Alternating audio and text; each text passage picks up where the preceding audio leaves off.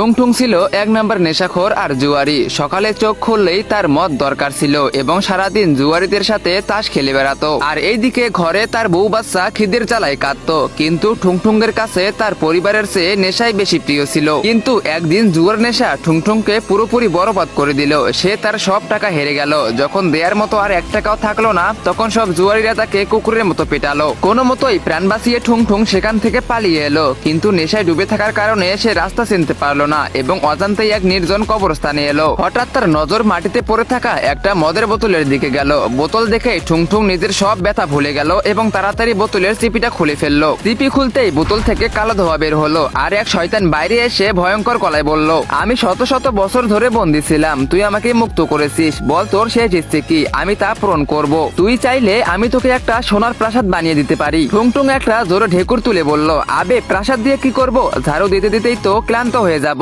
এক কাজ করো, আমাকে এমন একটা মদের বোতল দে যা কোনোদিনও শেষ হবে না, আর এক জোড়া তাসের তাস দে যাতে আমি সব সময় জিতি। এই কথা শুনে শয়তান এক মুহূর্তের জন্য চুপ হয়ে গেল। তারপর সে বলল, কেমন বোকা মানুষ রে তুই, আচ্ছা ঠিক আছে তোরটাই হবে, কিন্তু মনে রাখিস যে জিনিসের উপর থেকে তোর মনোযোগ চলে যাবে সেই জিনিসটা চিরকালের জন্য শুকিয়ে মাটি হয়ে যাবে। কিন্তু ঠুংঠুং তার শর্তের পাত্তাই দিল না। সে বোতল আর তাস নিয়ে সোজা জুয়ার আড্ডায় চলে গেল।